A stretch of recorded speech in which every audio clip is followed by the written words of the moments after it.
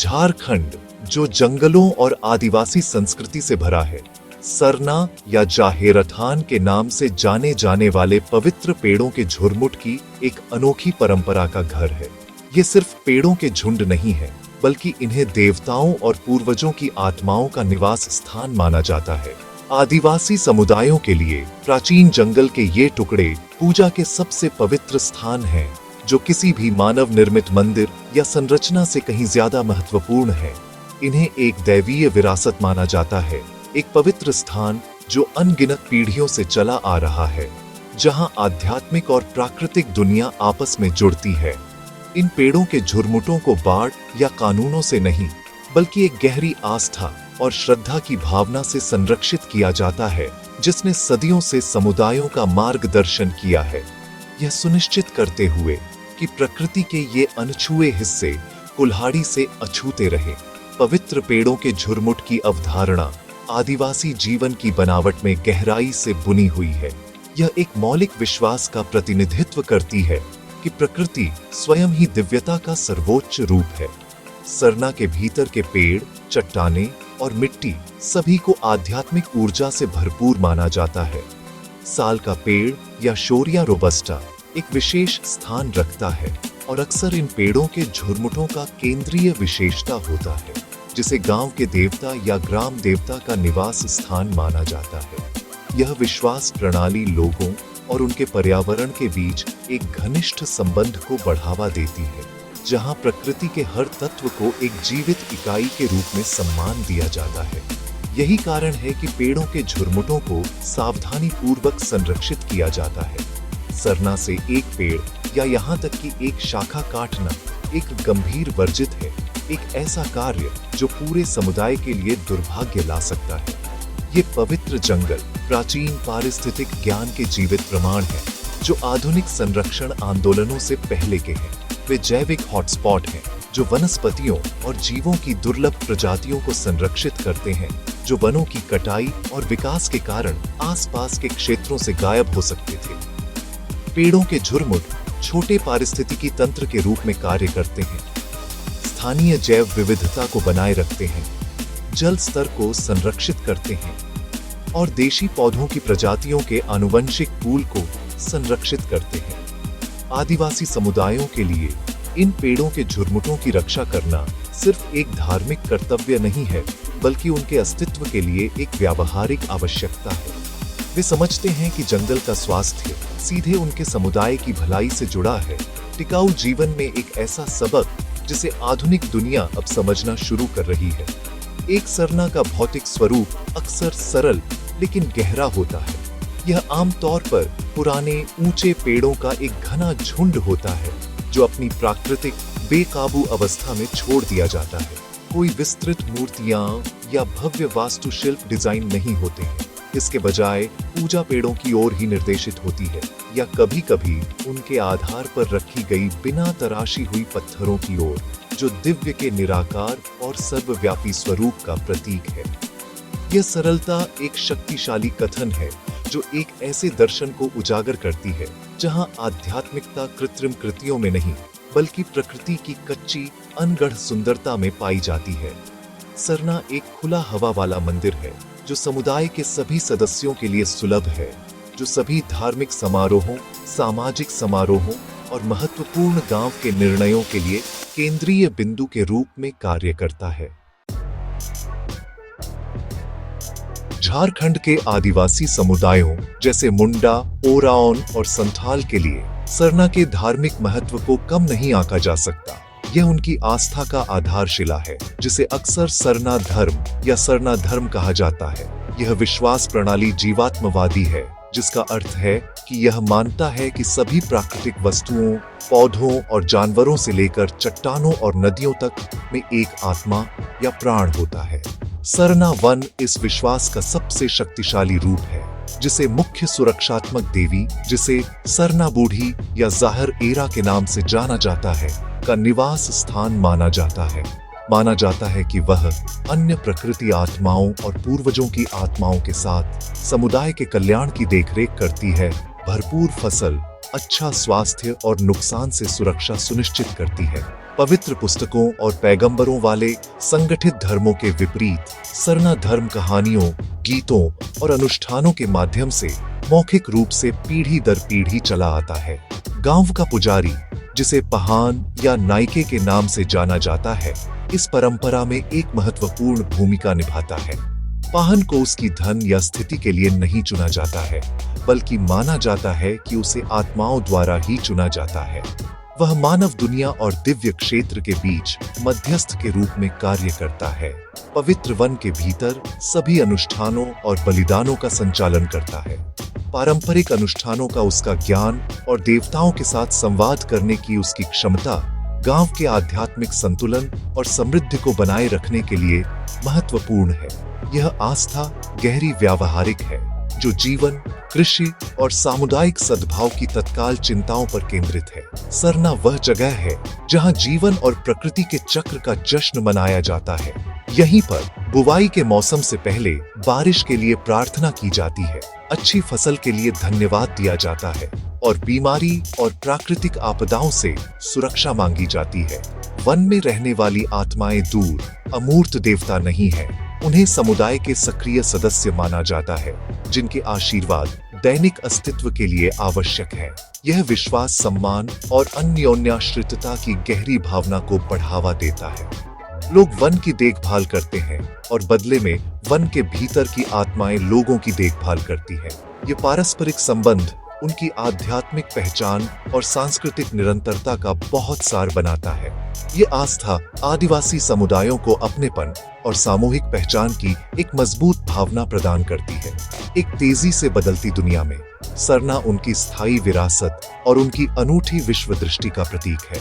ये एक ऐसा स्थान है जहां उनकी भाषा, रीति रिवाज और सामाजिक मूल्यों को मजबूत किया जाता है। वन में किए गए अनुष्ठान पूरे गांव को एक साथ लाते हैं, सामाजिक बंधनों को मजबूत करते हैं और एकता की भावना को बढ़ावा देते हैं। सरना सिर्फ पूजा का स्थान नहीं है, यह गांव का सांस्कृतिक और आध्यात्मिक दिल है। स्वदेशी ज्ञान का एक जीवित भंडार और बाहरी दबावों के सामने उनकी पहचान का एक शक्तिशाली सत्यापन है। झारखंड के पवित्र झुरमुट अनुष्ठानों और त्योहारों के एक जीवंत कैलेंडर के लिए मंच है, जो कृषि चक्र और बदलते मौसमों से घनिष्ठ रूप से जुड़े हुए हैं। सरना में मनाए जाने वाले सबसे महत्वपूर्ण त्योहारों में से एक सरहुल है, जो आदिवासी नव वर्ष को चिह्नित करता है और साल के पेड़ों के खिलने का जश्न मनाता है। सरहुल के दौरान पाहन गांव के देवताओं और प्रकृति मां का सम्मान करने के लिए विस्तृत अनुष्ठान करता है। वह गांव के कल्याण के लिए प्रार्थना करता है और समारोह के दौरान किए गए अवलोकनों के आधार पर आने वाले वर्ष की फसल के लिए भविष्यवाणियां करता है। पूरा समुदाय पारंपरिक वेशभूषा में सरना में इकट्ठा होता है, पूजा में भाग लेने के लिए। अनुष्ठान स्वयं गहरे प्रतीकात्मक होते हैं। उदाहरण के लिए, सरहुल के दौरान पाहन एक मिट्टी के बर्तन में नया पानी लाता है और उसे रात भर सरना में रखता है। अगली सुबह आने वाले मानसून के लिए बारिश की मात्रा का अनुमान लगाने के लिए पानी के स्तर की जांच की जाती है। मुर्गियों या अन्य जानवरों का बलिदान अक्सर किया जाता है, इस विश्वास के साथ कि यह भेंट आत्माओं को प्रसन्न करती है और उनकी निरंतर सुरक्षा सुनिश्चित करती है। बलि दिए गए जानवर का खून सम्मान के निशान के रूप में साल के पेड़ों के आधार पर छिड़का जाता है और मांस को बाद में पकाया जाता है और एक सामुदायिक भोज में समुदाय के बीच साझा किया जाता है। साझा करने का यह कार्य, जिसे प्रसाद के नाम से जाना जाता है, रिश्तेदारी के बंधनों को मजबूत करता है और यह सुनिश्चित करता है कि हर कोई देवताओं के आशीर्वाद में भाग ले। गंभीर अनुष्ठानों के बाद वातावरण जॉयस उत्सव में बदल जाता है। हवा मंदार और नगारा जैसे पारंपरिक ढोलों की लयबद्ध थाप से भर जाती है। पुरुष और महिलाएं बाहों में बाहें डालकर लंबी घुमावदार पंक्तियों में नृत्य करते हैं। उनके गीत जंगल में गूंजते हैं, प्रकृति और गांव के देवताओं की स्तुति करते हैं। पारंपरिक चावल की बियर, जिसे हंडिया के नाम से जाना जाता है, विशेष रूप से इस अवसर के लिए बनाई जाती है और सभी द्वारा सेवन करने से पहले देवताओं को चढ़ाई जाती है। ये त्योहार सिर्फ धार्मिक घटनाएं नहीं है, वे सांस्कृतिक पहचान, आनंद और प्रकृति के उपहारों के लिए कृतज्ञता की गहरी अभिव्यक्तियां हैं, जो भूमि के साथ समुदाय के करार को फिर से पुष्टि करते हैं। एक और महत्वपूर्ण अनुष्ठान करम पूजा है, जो उर्वरता और समृद्धि की कामना के लिए मनाया जाता है। इस त्योहार के दौरान करम के पेड़ या एडिना कॉर्डिफोलिया की एक शाखा अविवाहित लड़कियों के एक समूह द्वारा जंगल से लाई जाती है और गांव के चौक में लगाई जाती है। शाखा की रात भर गीतों और कहानियों के साथ पूजा की जाती है, जो करम देवता की शक्ति का वर्णन करती है। ये त्योहार और उनसे जुड़े अनुष्ठान पारिस्थितिक ज्ञान की एक जीवित लाइब्रेरी है, जो युवा पीढ़ियों को विशिष्ट पेड़ों के महत्व, मौसमों के समय और प्राकृतिक दुनिया के नाजुक संतुलन के बारे में सिखाते हैं, ये सुनिश्चित करते हुए कि यह ज्ञान संरक्षित और पीढ़ी दर पीढ़ी चला आता है। पवित्र झुरमुटों को बनाए रखने की परंपरा का स्थानीय पर्यावरण और समुदाय के सामाजिक ताने बाने दोनों पर गहरा और सकारात्मक प्रभाव पड़ता है। पारिस्थितिक रूप से ये सरना जैव विविधता के अमूल्य भंडार के रूप में कार्य करते हैं। खनन, औद्योगिकरण और वनों की कटाई से अक्सर खतरे में पड़े परिदृश्य में जंगल के ये संरक्षित टुकड़े पौधों, कीड़ों, पक्षियों और जानवरों की असंख्य प्रजातियों के लिए सुरक्षित आश्रय के रूप में कार्य करते हैं। वे लघु जीन बैंक हैं, जो स्वदेशी वनस्पतियों को संरक्षित करते हैं, जो सहस्राब्दियों से स्थानीय जलवायु के अनुकूल हो गए हैं। यह जैव विविधता केवल दिखाने के लिए नहीं है, यह परागण, कीट नियंत्रण और आसपास के पारिस्थितिकी तंत्र के समग्र स्वास्थ्य को बनाए रखने में महत्वपूर्ण भूमिका निभाती है। इसके अलावा ये झुरमुट पूरे क्षेत्र को लाभ पहुंचाने वाली महत्वपूर्ण पारिस्थितिकी तंत्र सेवाएं प्रदान करते हैं। घनी वृक्षों की छतरी भूजल स्तर को रिचार्ज करने, मिट्टी के कटाव को रोकने और स्थानीय सूक्ष्म जलवायु को बनाए रखने में मदद करती है। पेड़ ऑक्सीजन छोड़ते हैं, हवा को शुद्ध करते हैं और जंगल का फर्श एक विशाल स्पंज की तरह काम करता है। बारिश के पानी को सोखता है और धीरे धीरे छोड़ता है, जो स्थानीय धाराओं और नदियों में पानी के प्रवाह को बनाए रखने में मदद करता है, खासकर शुष्क मौसम के दौरान। संक्षेप में, आदिवासी समुदायों के धार्मिक विश्वासों के परिणाम स्वरूप संरक्षण का एक अत्यधिक प्रभावी समुदाय संचालित मॉडल सामने आया है, जिसने इन जंगलों को सदियों से बनाए रखा है।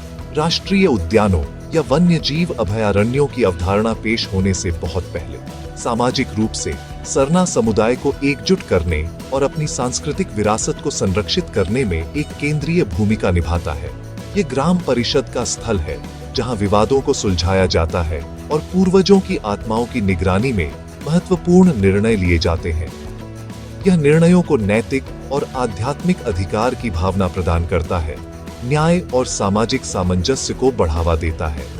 त्योहारों और अनुष्ठानों में सामूहिक भागीदारी अंतर व्यक्तिगत संबंधों को मजबूत करती है और साझा पहचान और पारस्परिक जिम्मेदारी की भावना को बढ़ावा देती है।